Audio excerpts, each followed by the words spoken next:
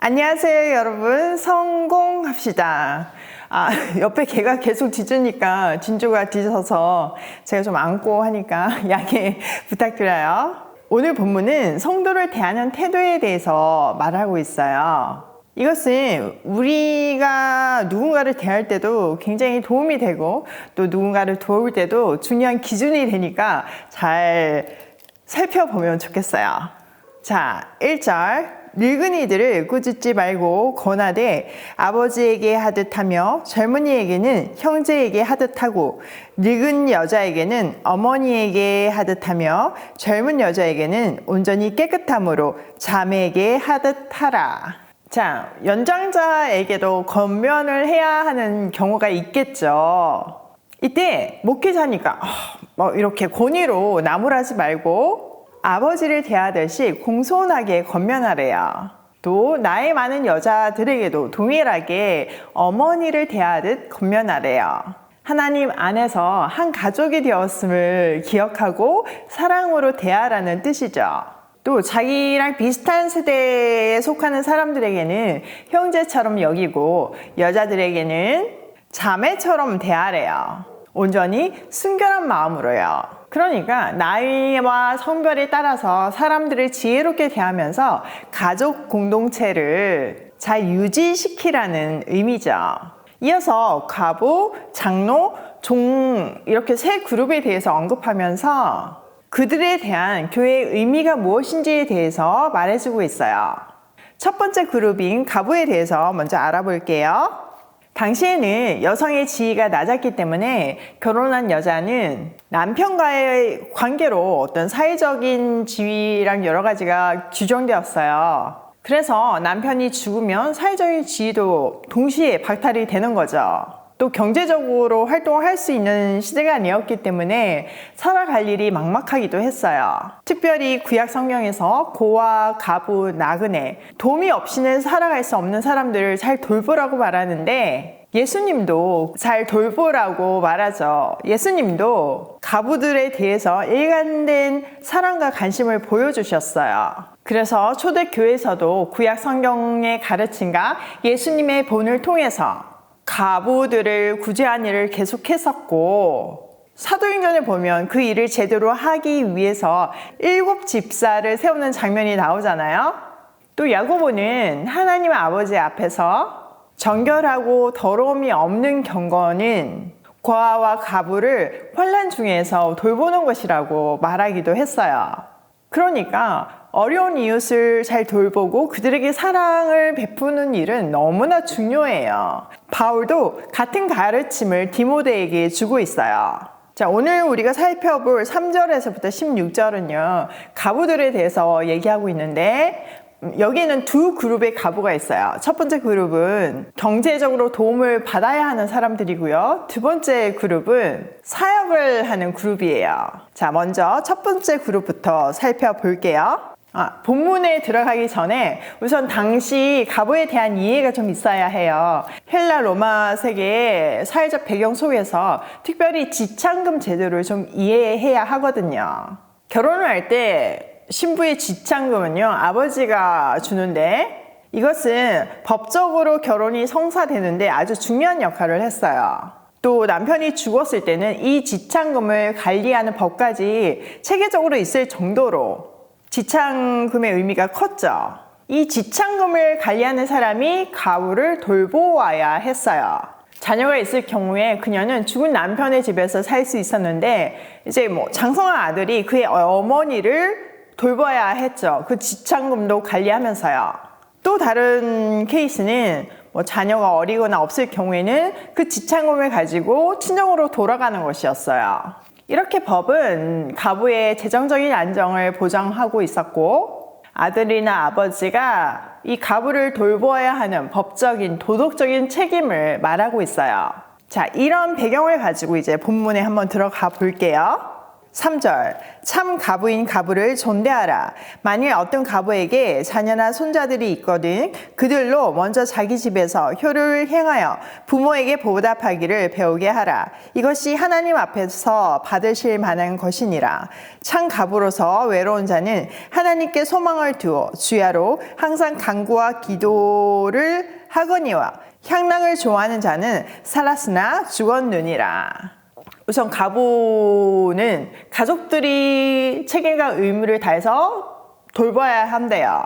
그 이유는 그렇게 함으로써 지금까지 키워주신 은혜에 보답하는 거죠. 또 하나님이 그들에게 원하시는 일이래요.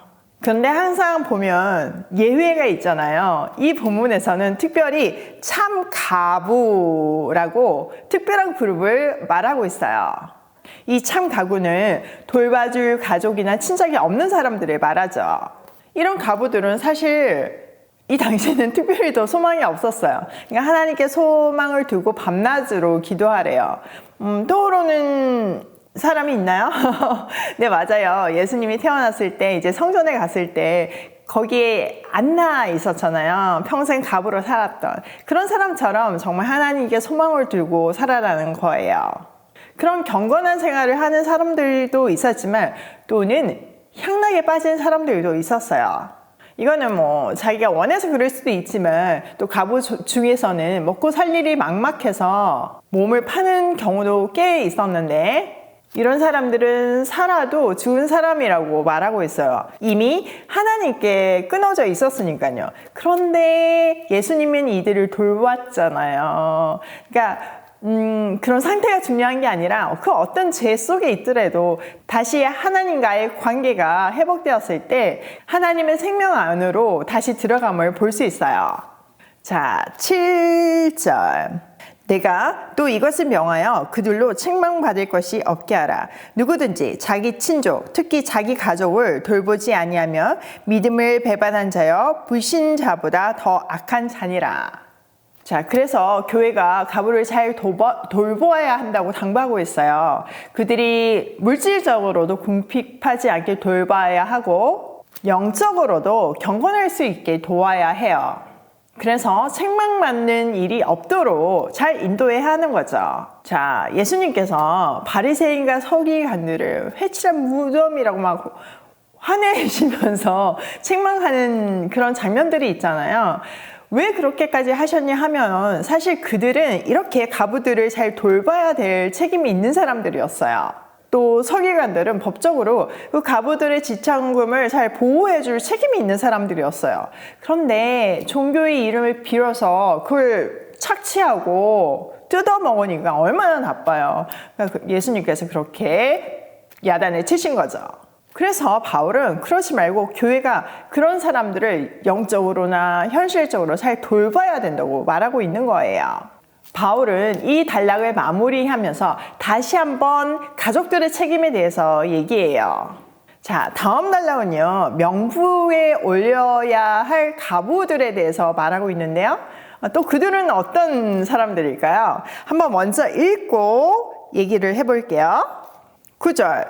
가부로 명부에 올릴 자는 나이가 60이 덜 되지 아니하고 한 남편의 여자였던 자로서 선한 행실의 증거가 있어 혹은 자녀를 양육하며 혹은 나그네를 대접하며 혹은 성도들의 발을 씻으며 혹은 환난 당한 자들에게 구제하며 혹은 모든 선한 일을 행한 자라야 할 것이요 젊은 가부는 올리지 말지니 이는 정력으로 그리스도를 배반할 때 시집가고자 함이니 처음 믿음을 저버렸으므로 정죄를 받느니라. 또 그들은 게으름을 익혀 집집으로 돌아다니고 게으를 뿐 아니라 쓸데없는 말을 하며 일을 만들며 마땅히 아니할 말을 하나니 그러므로 젊은이는 시집가서 아이를 낳고 집을 다스리고 대적에게 비방할 기회를 조금도 주지 말기를 원하노라. 이미 사탄에게 돌아간 자들도 있도다.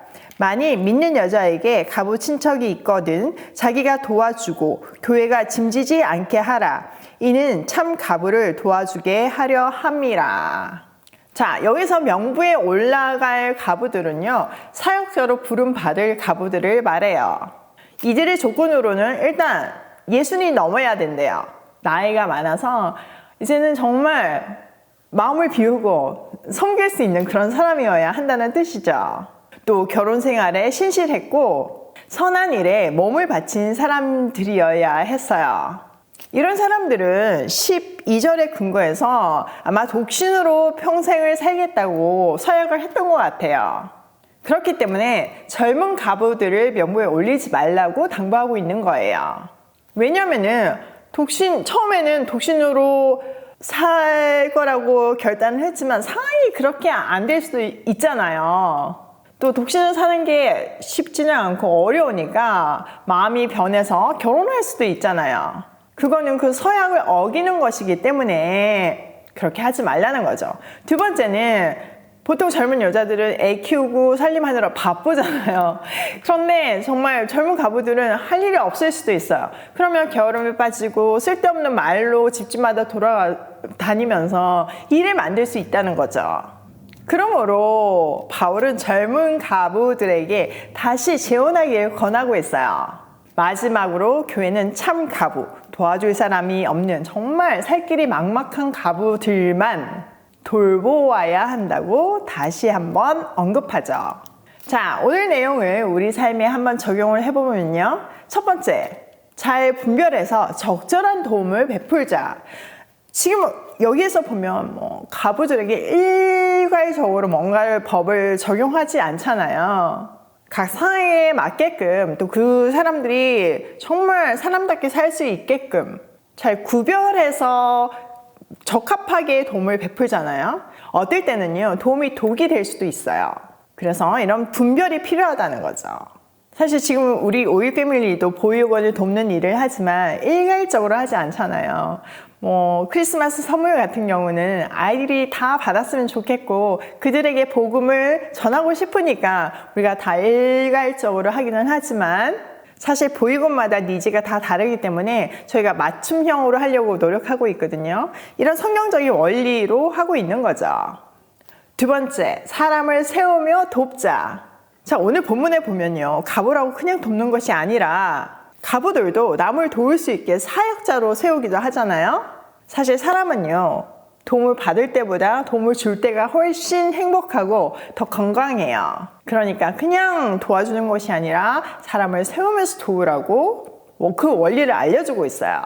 지금 현재 보호 종료 청년들에 대한 관심이 너무 높아가지고 그들에게 막 물질적인 것들이 좀 무분별하게 가는 경우를 많이 봐요. 그러다 보니까 많은 청년들이 사실은 지금 청년회 때 다들 얼마나 열심히 살아요. 근데 그거는 안 하고 그 돈 가지고 먹고 그 돈 가지고 뭐 어떻게 하고 또 매스컴 타가지고 쉽게 살려고 정말 건강하지 못한 생각들을 하는 청년들을 정말 많이 만나요. 그래서 저희는 절대로 돈으로 보호 종료 청년들을 돕는 것은 아니라고 판단을 하고 우선 먹이는 것부터 먹여서 관계가 세워지면 이제 그때 그 다음 단계로 가자, 이런 전략을 세우고 있어요. 저희가 처음부터 어떤 복지 재단이 아니었잖아요. 근데 성경적인 원리대로 하다 보니까 정말 안전하고 건강한 오일 패밀리가 되어 간다는 것이 너무나 감사해요. 진짜 복음은 최고예요. 자, 세 번째, 말씀은 가장 미래적이고 불변의 진리이다. 지금까지 얘기했던 거하고 같은 맥락이죠. 어제 오일 패밀리에 이제 사단법인 절차를 위해서 실사가 나왔어요. 만약에 순조롭게 진행이 되어서 사단법인이 된다면 조금 더 체계적으로 또 법적인 보호를 받으면서 일을 할 수 있겠죠. 이런 시점에 이런 돕는 원리를 다시 한번 상기시켜 주시는 하나님의 세심한 배려, 그 사랑에 정말 새벽에 가슴이 먹먹하더라고요. 그리고 다시 한번 깨달아요. 하나님 말씀은 언제나 최고의 디렉션이며 가장 미래적이며 또 그것을 붙드는 사람에게 때를 따라 돕는 은혜를 베풀어 주신다. 정말 그렇지 않나요? 오늘도 성경의 원리대로 남을 돕고 남을 세우며 또 내 삶을 점검하며 고고싱해요.